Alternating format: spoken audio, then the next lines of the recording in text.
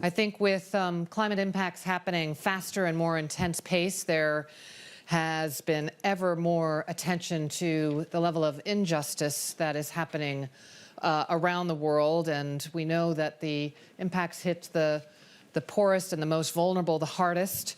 And the system that has disadvantaged them for so long is actually now creating a whole other life-threatening reality for them.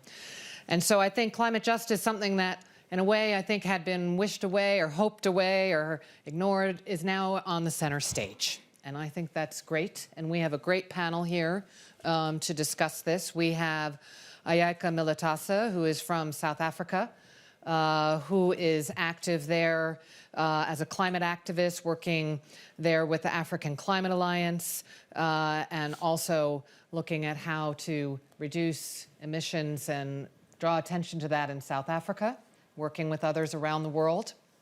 We have Gonzalo Munoz from Triciclos, who's also been the high-level champion from the last COP in Chile. But is also, he's co-founded and runs Triciclos, which is one of the most recognized Latin American companies in the circular economy and recycling. We have Henrietta Fore, who is the executive director of UNICEF, and who's been working for many, many years to champion economic development and education and health and humanitarian assistance and disaster relief around the world. Welcome. And we have Walter Sanchez from Industrial, he's the general secretary. It's the largest industrial trade union in the world. You're focused on the future of work in the context of the fourth industrial revolution and artificial intelligence. And I think you also have a good sense of the reality of workers. So I'm very pleased to have you here as well. So just to get us rolling here a little bit, I think you know, climate justice is an all-encompassing term, and I'm hoping today that we can go in and see what it means for different people here in the room. To some, it's the injustice of the fact that the impacts are already happening, and the need to scale up and raise the level of ambition, and holding those who have caused the problem actually liable and responsible for that. To others, it's about making sure that the transformation to a zero-carbon economy is just, and that there is a just transition for those who have built our economy and who deserve a just future. And for others, it can be about just making sure that that if there's climate policy going into effect, that it's not those most impacted by climate change and who are actually the hardest hit are not asked to pay the bill for climate policies as well. So I think, you know, there's so much engagement around the world from, People's Summit on Rights, Cumulative and Human Survival last year, where 200 organizations have come together, human rights and climate organizations, to the activities of students, workers, indigenous peoples on this, to litigation, as I mentioned. So I wanted to just start with a very broad question for each of our panelists. And maybe, Ayaka, I'll start with you, which is what climate justice means for you. What climate justice means for me, I'm actually take the politics out of this question. For me, as being South African, I'm a very indigenous person. So if what climate justice means for me is that we're finally giving Mother Earth the voice it deserves. We're finally going to actually acknowledge that we've taken so much from her, and then it's time for us to actually give back, because I'm very religious as well, because I believe that God has given us this planet, and it's our duty to actually take care of it and make sure that it is the way we found it, or actually better yet, leave it in a better state for the future generations to come. So climate justice means just finally giving Mother Earth the voice, because the environment is voiceless, and it's our chance for us to talk for the environment and also make sure that it gets what it deserves. How about you, Gonzalo? Definitely for me it's about first recognizing that we have made a big mistake, and that mistake is generating a crisis that is affecting mostly the most vulnerable, those that have less capability of adapting. Second, it's about not doing it again, not continue doing the same mistake, and finally also correcting the error. I think that connects me directly that in order to have the capacity of having those three reflections, we need a lot more empathy. So I think that part of the problem, part of the injustice, or what it means, climate justice for me, is to connect the leaders of the world with the level of the crisis. Most of the people that are taking the decisions, most of the people that are signing the documents are not necessarily the ones, neither that are going to suffer, are suffering the consequences, but also probably those that are somehow acting, thinking that they will be capable of adapting all the time. So I think that climate justice connects me directly to empathy. Henrietta. This past year for us was the 30th anniversary of the Convention on the Rights of the Child. And justice is usually based in rights. What you think is your right. For children, what we've said as a world is that there's a right to clean air and there's a right to a clean environment to grow up. So there should be a clean Mother Earth to walk upon. There should be clean water to drink. There should be clean air to breathe. And what we often see is that there's a sense of an intergenerational climate injustice, that we who have gone before have had the benefits of a cleaner world, and that what we are passing on is one that is less clean, and thus that's an injustice. Thank you. And Walter. Well, I would say that climate justice is exactly the opposite what we have in the world today. Because if we consider people like ourselves here in Davos, people that fly over the world, people that ride in combustion engine cars, people that have the level of consumptions that we have, generate the gases that impact climate heating in the world. We're not the ones that are having to flee their homes on fire because of droughts or because of floods. So that's not justice at all. We represent workers which are impacted by energy transition, for example, of our energy sources. And most of these workers and communities are constantly left behind because there are no policies for that. We're advocates for a just transition, which is a concept that is supposed to bring together business, governments, communities, and workers to try to find out a just transition for industries that are there, sustaining communities and households for decades, for generations. And of course, we're ready to harness the new green jobs that are coming to place, but of course we may not leave behind communities that are dependable on this wealth generated for generations. Thank you. So communities, empathy, Mother Earth, I think that that's a good place to start, and to actually move it away from politics. So thank you for starting with that, because I think this is something that's so much deeper and so much more important than politics. Maybe if you could tell folks a little bit about what your journey has been. I think your experience in South Africa and your own community would be really of interest to let people know kind of what are you experiencing, and how in your interactions also with others, how that experience happens. So I became a climate justice activist about 2 to 3 years ago after a drought that hit the Western Cape, severely affected my community and my direct family. And since my mom is a farmer, we relied heavily on agriculture and animals to actually income. So that was very hard for me to see my mom suffering and struggling so hard to make ends meet. And I could just see it around my community as well. I live in a community where we're very poverty-stricken. So when you see people that are already struggling to actually buy food for the day, having to pay for water, it was very bad, because it asks us, is this really the way that we should live? And to actually ask ourselves, are these people that are actually living this way the ones that caused this whole problem?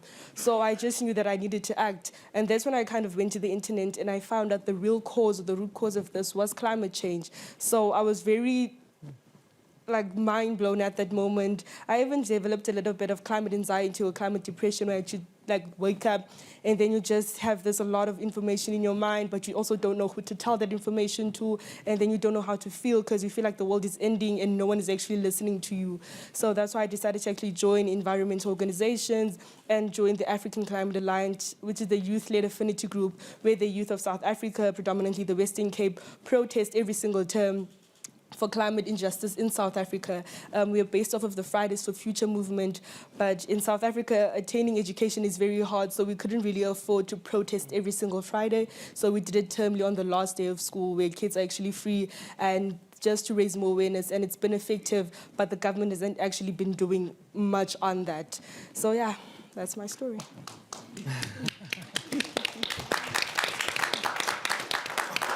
It's great that you're here.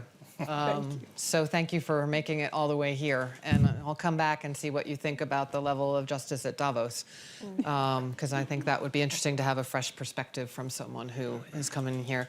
I wanted to dive more into the just transition piece as well, because I think this is something, maybe you can help us go a level deeper. Kind of what does it look like? What does it feel like? Any examples that you want to bring forward for people to know about? Well, unfortunately, we don't have many examples, but we have some very significant ones. I would mention Germany, that they phased out the mining of coal, that the government agreed on putting together 40 billion euros in the next 10 years to invest in new business for those communities affected, to train and retrain workers, and also the companies paid a share of this. And I would say that, you know, that's a pretty good initiative now from the European Commission on the Green Deal, which is supposedly to put 25 billion euros into programs that enables just transition, which is basically a process in which, mostly communities or workers that are affected by the fossil fuel industries, oil, gas, and coal, basically, to have an opportunity of changing the business, reconversion of these industries, and also retrain the workers. And of course, I would say that the companies, especially the Seven Sisters of Oil, those should be the ones that should take more of the burden of these costs. Because if we see, for example, the reaction of the Gilets jaunes in France, it all was because of the carbon tax. So I think it's not fair to share the costs like this. So the population, again, having to pay the burden to remediate the damage of the climate, while for 100 years the oil companies benefited from that. Gonzalo, let's turn to Chile. I mean, I think both as someone who comes from Chile and has been living there and has been, the inequities that have occurred, and also when you hear about a just transition, or I like to call it socially just climate policy, where you don't have the lower income having to pay. You know, what are your thoughts about how to move forward on that? What do you think we need, business needs to be doing, or what you're thinking about in how to find a way forward to bring cohesion instead of division? Well, I absolutely agree in terms of what Walter has mentioned. We need to find a way not to have the same type of problem that we faced in France, for example. In Chile, we have had a lot of unrest during the last months. Most of them asking for, most of them related to social demands, but we perfectly know that behind that there are also a lot of environmental justice demands that need to be solved and covered as well. So I think that Chile might be a good example of a country that needs to tackle both elements at the same time. There's no way we can even use all of the potential in terms of, for example, renewables, or using the same example that Walter said, Chile is moving out of coal in the generation of energy or electricity due to the conditions that we have in the country. We're mostly a country that is importing the fossil fuels, and we have such a great opportunity in terms of renewables. All of that must be done in a way that it includes not only the labor force, not only the workers, but also has to be incorporated in the culture of the citizens, in the way people consume. So we have a massive challenge for people to understand that this not only has to be good for them, and therefore generate the conditions for that to be absolutely evident, but at the same time, people asking for it because they understand that that's the only way that we can build a common future. In that sense, in Chile, I would say most of the interest and the force from the business sector is coming from multinationals, much more than national companies. But at the same time, we have a good force of SMEs. In Chile, it's one of the countries with more certified B corporations per capita in the world. There are more than 150 B Corps, most of them small and medium-sized companies that are all of them committed to net zero emissions in 2030. So those companies are also mobilizing more ambition even than the big multinationals, because we understand that that's not only the right thing to do, it's also the smart thing to do. And taking into account the inequalities and how much of this is part of the reality of a country like Chile and many others, I would like to bring to the conversation a case that we were talking about. Just Ezequiel Estay just passed away. He was the leader of the rag pickers in Latin America, an amazing force of people, absolutely underprivileged, that has been able to show not only to the business sector but also to the politicians that there's no way that we can achieve sustainability and sustainable development without incorporating everybody into the path, and therefore there is also a need of incorporating all of those people that have had no possibility of somehow seeing the results of the level of development that we have had in South America. Let's honor him. And let's honor that he's- Ezequiel, because he represents very well what we can call climate justice for Latin America at least. I think I want to come back to this, how we incorporate everyone into the path, and also this question of who pays, who's the responsible one, because there's a lot of different pieces here.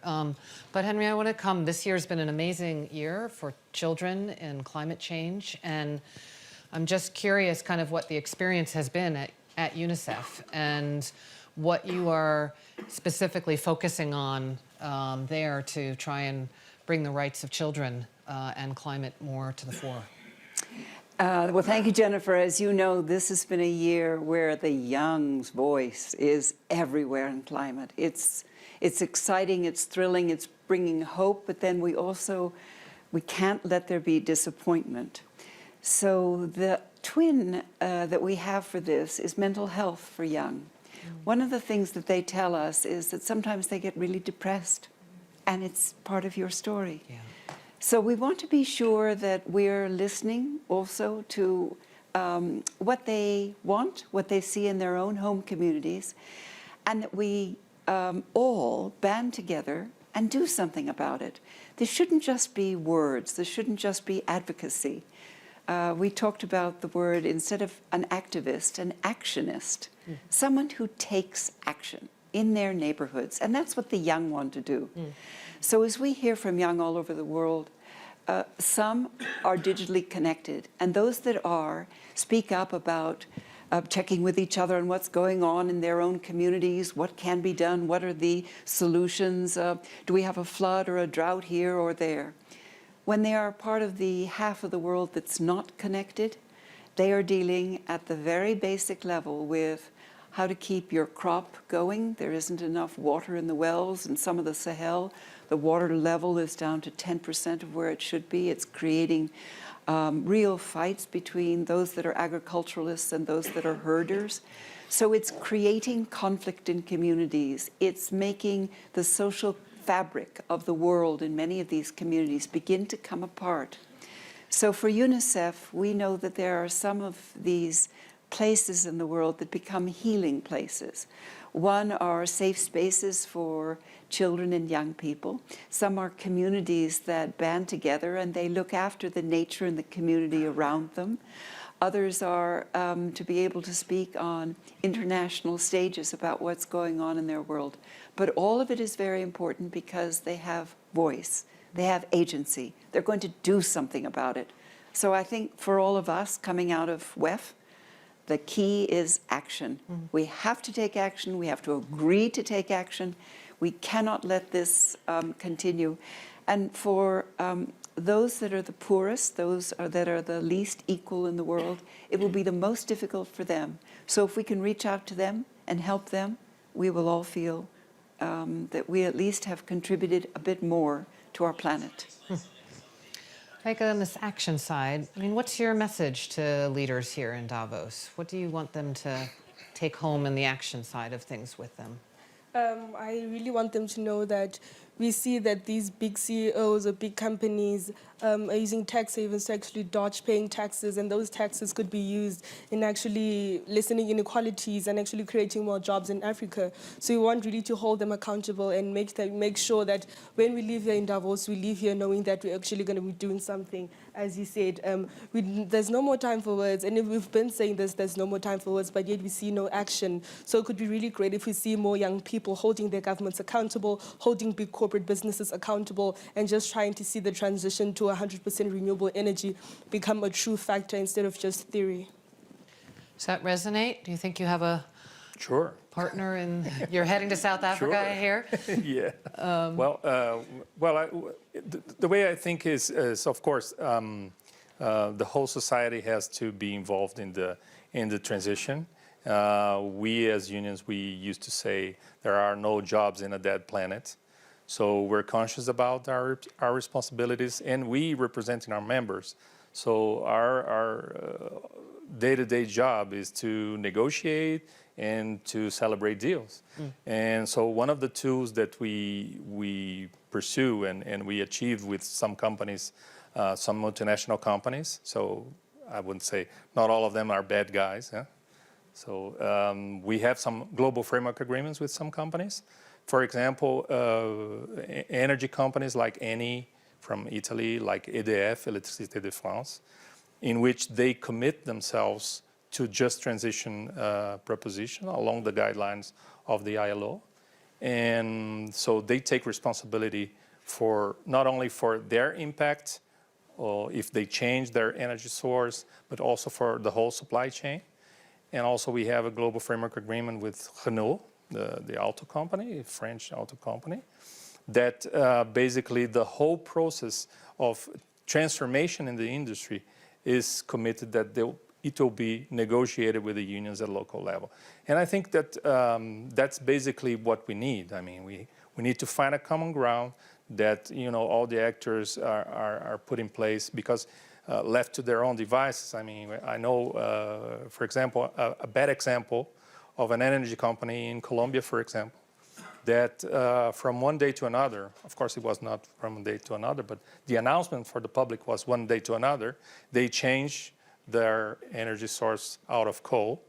So they were going green, which is a good thing. So their shares in the same day went up, but the result of that was 5,000 fired workers with no severance pay, nothing for them. So the whole community in Colombia affected, in a country with no regulation, no taxation for companies. So we need governments to act, like she said, mentioned before. We need action from the governments to regulate, to taxation, so that we can level and, you know, and we have the resources to finance the transition. I would like to jump into Go that, for it. as Walter mentioned it. I think that one of the elements that we have to consider, of course, is the financial sector. And not only the financial sector as a general element, what about the pension funds? So it's our money, it's our pensions that most of the times are being also invested in, not only in climate injustice, but also in inequality. So what's our role? What's the role of the younger population in terms of also start mobilizing that? Of course, asking an opinion about pension maybe it's not the right time, but also in the purchase power.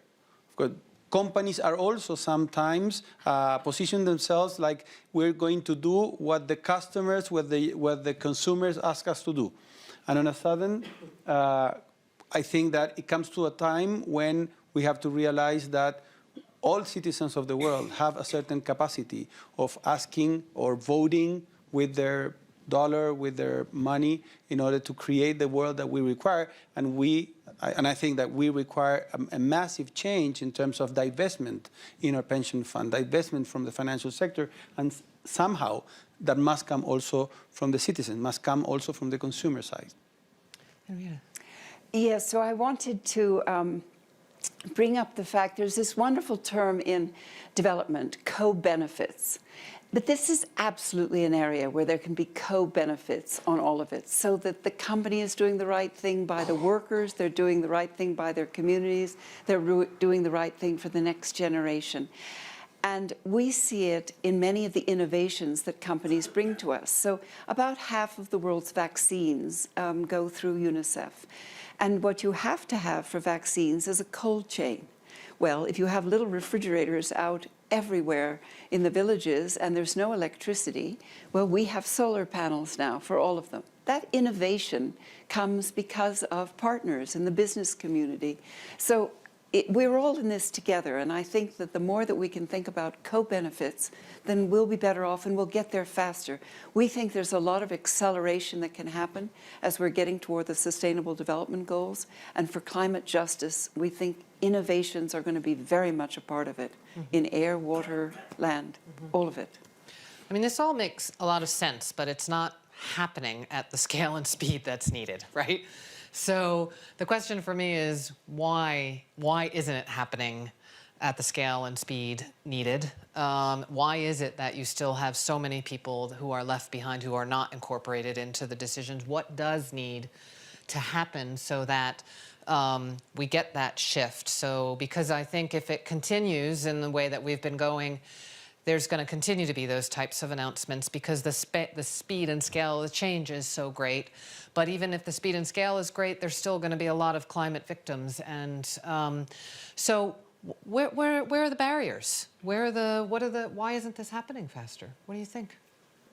I feel like that actually touches a bit with what I said previously about big CEOs of big companies and big corporates are actually dodging paying taxes. And that's actually, I feel like, slowing down the rate of implementing the SDG goals. And especially in South Africa, we see that coming from colonization, a lot of black people or people of color have not been involved in decision making. So when now they're given the platform to be involved in the decision making, there's a lot of corruption in our system. And that corruption is actually stopping us from actually moving forward to renewable energy, since South Africa is very big on coal. Yeah. And I feel like the reason why most people aren't divesting from coal is because they want to suck it for all it's got. They still see that it still has a lot of money in it, and they know it's bad for it, and they know that there is going to be a time for them to move away from coal, but they still want to make sure that they profit the most out of coal before they actually move on. So it'd be very great that people take more action right now. We understand that you want more profit, but how good is that profit going to be? I heard earlier from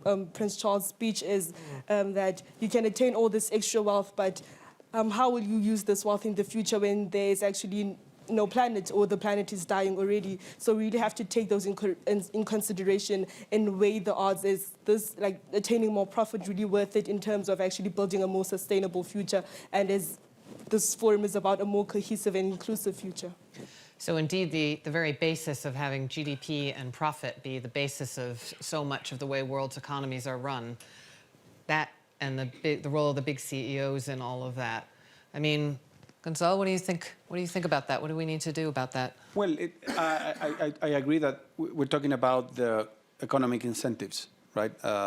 Unfortunately, what brought us here is most of the time realizing that the economy is mobilized just with one factor, is the financial, and not realizing that we live in a finite world, that we need to make the economy visible, feasible, not only for the short term, but for the long term, and not only for a few, but for all. So I think that realizing that we live in a finite world requires a level of consciousness that many times we haven't had certain distinctions, and now we're in a moment when this is getting so evident. We have had so much evidence in terms of the level of destruction, the level of inequality, that we're reaching a point where we mostly require is courage. And the courage for certain leaders, not only at the economical level, but also, of course, at the political level.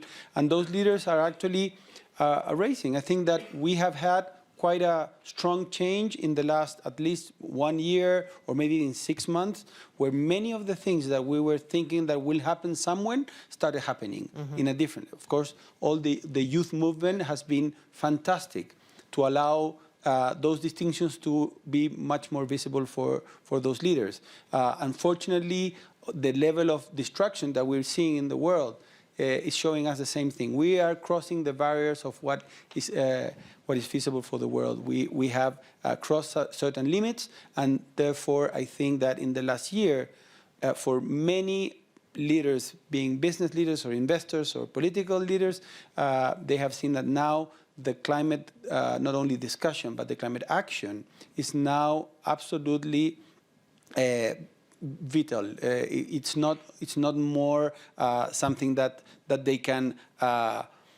think about or dream about. It's a requirement for any kind of activity. And we have seen, for example, how the Climate Ambition Alliance is growing worldwide, meaning not only 121 nations that are already committed to net zero emissions in 2050. It's 398 cities. We have 700, now almost 1,000 new leaders, business leaders that committed to net zero emissions by 2050, and $7 trillion committed to that. That, I totally agree with you, that is not enough. It's not even fast enough, but it's a signal that what we have seen in terms of even pressure from the youth is allowing us to hopefully gain momentum. I'm just wondering who else should be at the table here as well. It's kind of an odd place to have a discussion about climate justice sitting here in Davos with all of these big CEOs. And I mean, Henrietta, you work with many people, and if you think about the climate justice debate, I mean, who do you think needs to be actually here sitting in this discussion so that their voices are heard? Well, it's the people. It's the people of our planet. You know, in the development world, there are so many humanitarian disasters that occur. Some are natural disasters, so it could be a cyclone that's coming in. It might be the droughts or the floods. Climate resilience is a real challenge for our world. It is a challenge to farmers, and it's a challenge to urban dwellers. And we are not organized in a way to really capture water well in our cities and to reutilize it well. So I think we're going to have to rethink some of the basic systems in our world and in urban life. What you see among the young of the world is that they all want to be in an urban center. They all want to be very digital. So they want energy sources, and they want to be in an urban center. That doesn't, you know, we're not set up for it. The other thing that happens is that we see lots of man-made disasters. There's lots of violence, and it's on the increase. And so when people flee their homes, they may leave their livestock behind and everything that they have, and they just run. It's then hard for all of our systems, our support systems, to help them. And these are the people who need to have a voice, because they have so little. So all of us need to think about how we can help with the justice and the injustice and the inequalities in the world. And that is why having the World Economic Forum and the World Bank this year and the United Nations this year focusing on inequality is a very important issue for all of us to carry in our minds and in our work. You're a farmer's daughter. I mean, and you work with people, or you're around people every day. I mean, who else do you think we need to be listening to? I feel like it's the indigenous people. Like indigenous people have a close connection to nature. They understand how to utilize nature in the correct way, and they've been passing down ways to treat nature for a long time now. So to them, it's almost like they aren't really understanding what's causing the climate change, because sometimes we find that people think that the drought is caused by God. The flood is because of God. We find people going to the mountains and praying for God to actually bring back the rain. So I feel like they have to be in this discussion so that they can be able to see that sometimes it's not God. There are people that are causing this, and it's time for them to actually also hold them accountable, because what I've seen is they have a lot of resilience. And sometimes that resilience can be bad, because it's actually is like holding them back from actually standing up for what's really right and what they really should be doing. And I feel like other people that should be here are the people that are actually causing these problems, or the people that are actually contributing the most to this problem, because talking to indigenous people about this is not really going to help, because there isn't much that they can do. So the people that are actually causing this problem, the people that have the money and have the means to actually change, and like they'll have a whole paradigm change here, are the people that we need to involve more in this discussion. You mentioned the financial sector. I mean, just to throw a fact out there that, since Paris, the 24 bankers who have been coming to Davos invested $1.4 trillion in fossil fuels, although they say they're Paris compliant. And I think for me, that was, I kind of knew it, but I found that quite a shocking piece. And I guess the question is how to have that, I don't know how much it can be a dialogue. What I am seeing more of is people who are actually litigating against some of these companies. And it's not necessarily Greenpeace, it's the city of New York. It's others who are having to pay for the impacts who had very little to do with it. And so I guess, I don't know, in the labor community, you are amazing negotiators. And I'm just curious, you think of these big companies, whether they be banks, whether they be the big CEOs that are avoiding taxes, that there is this responsibility, as you said, how do we get that to move forward? How do we get them to shift their mindsets and to understand what's at stake and have some empathy, think about community? I guess that's the big question, but I'm just curious for your thoughts. Well, first, I think it's sometimes it's not a matter of sensibilization. It's a matter of their being forced to it. So right. That's why we all celebrate the Fridays of the Future movement. It's putting the issue in the day-to-day lives of people. Of course, we do have a community of business community that is conscious and it's ready to make agreements with us. But we have 54 global agreements only. Of course, they are big companies with big supply chains, so affecting with a big impact in the world. But I would say that, of course, we are also trying to address the issues of the money in the pension funds. But it's a limited. What we can do bilaterally. Labor and business community is limited. Right. There is a part that has to be addressed by governments. We just came early this week, with the Oxfam report on inequality. Yep. So it's outrageous. It's outrageous. So the way that the breach among the billionaires and the rest of the population of the world, that's outrageous. We do have the resources; they are there, and the civilization in this planet already created the tools for this. That means taxes, which means you have to tax the billionaires so that they can put the money to finance the remediation. And so inequality is totally linked to the climate injustice. Mm. I was wondering whether you mentioned the man-made disaster. Would it be different if we had more women leadership? Because I think that part of the problem is that probably we men are less capable of identifying the problems that we're not taking care of. And I think that might be also part of the solution, while I tend to believe, and maybe I'm wrong, that's something that maybe we can try to discover, hopefully more women leaders are capable of joining the commitments, the real commitments, easier than men, and at the same time allow us to mobilize ourselves faster. We are actually thinking about the question of who is missing here, I totally agree that we're missing here those that are saying, I'm not willing to join, I'm not willing to sign. Why? Because not signing a commitment for net zero emissions in 2050 is such a massive and concrete communication. It's very tough to communicate that you are not willing to work towards solving the crisis or answering the request of science, nature, the youth. So I think that we must also be a little bit more confrontative in terms of asking those leaders to really answer the question if they're not willing to join such a basic element. For I think that we are behaving ourselves, and I'm talking from the business community, as the orchestra of the Titanic. Like continue doing our work, thinking that we're doing it nice enough, it's the only thing that we know how to do, we continue doing it because it's others' job to solve the problem. And that has gotten to an end. And the way you young people are telling the elder people in the world that it's enough, please, if you're not capable of solving such a massive crisis, then let us do it. I think it's the right provocation that we should start listening to.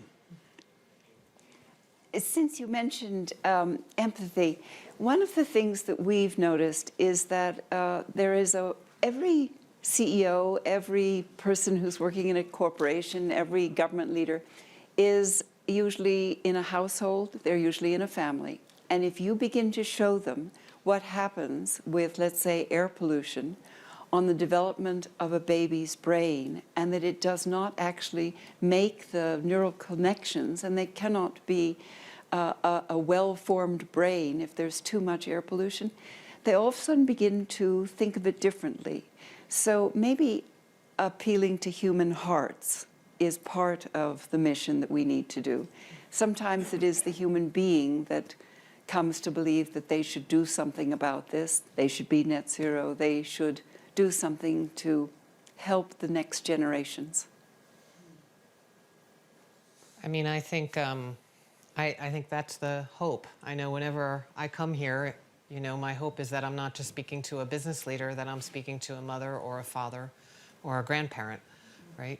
And because I think if we only act with our heads, we have all the facts, right? So it's much more, I think, about humanity. That's just my own reaction on this. And it's interesting. There is actual data that shows that the countries that are led by women, or the mayors, the cities that are led by women, are further ahead on tackling climate change.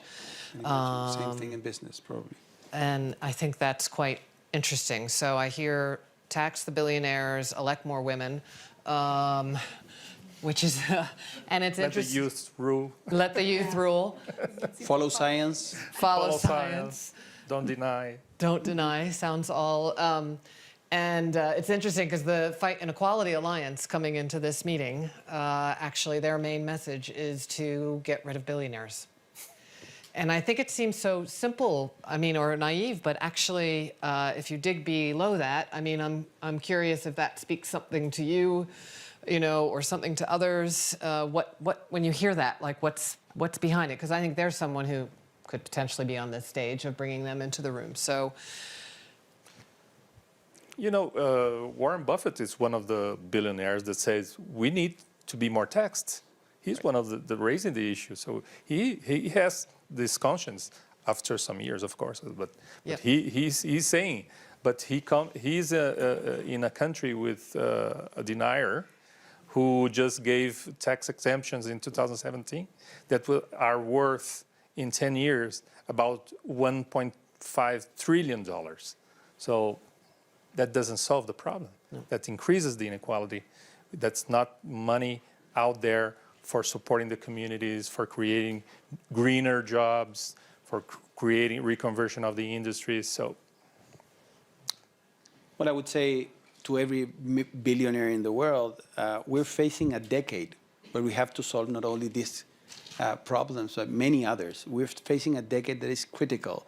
I cannot imagine a billionaire that couldn't spend their money better than putting into the serve of solving these problems. That would be the best way to generate a personal legacy in the world. I definitely cannot imagine somebody avoiding that responsibility. Definitely, even on that point is, if you're a billionaire and you're not actually using that money in a cohesive and a good way, what are you really going to do with it? Because you spent all this time attaining this wealth, building it up to getting it to billions, but now you're stuck with all this money. What are you actually going to do with all that money? You don't need that much money as a person. They need it So to buy that could, power. yeah. But power would actually make you live longer, so I still have to take that into consideration. So definitely people should be using their money as a good way. So yeah, the most responsible way I think billionaires could be using their money is actually investing in actually creating a better society and a more cohesive future. Henrietta, did you wanna- Well, I think we're all in this together.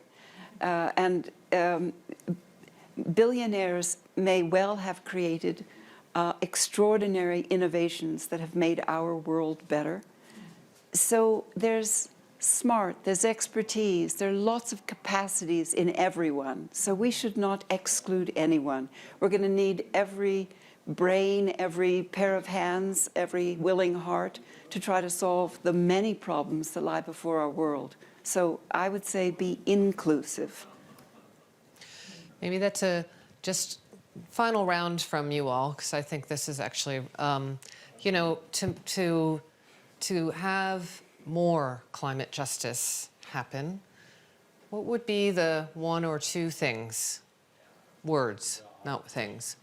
What's the word that you're left with, or the feeling that you're left with? Because I think what's striking to me about this panel is the policy stuff is there. We actually know about where we need to tax. We know the inclusiveness that we need to bring in. We know we need to move money. We know all of that. But what you've all focused on actually is much deeper than that. And so I'm just curious to give you each kind of the final word if you were to say what climate justice, what we need in order to achieve it and make progress on it. What would that be? I'll start with you. Well, I would say inclusiveness in a way of, you know, in here we hear a lot about stakeholders. So everybody which is interested and impacted should be heard, should have a place on the table to negotiate the transition. I mean, we have 10 years to achieve the Sustainable Development Goals. So it won't happen if we leave the market rule by itself. So we have to have a common joint bargaining table with all the stakeholders around. Inclusiveness. That's all. Well, we have enough reasons, evidence, science, even good business cases. So I believe that this is the best possibility and opportunity for any business person in the world to transcend their company and their brand through solving problems of society. So transcendence. Sure. No reason why not to.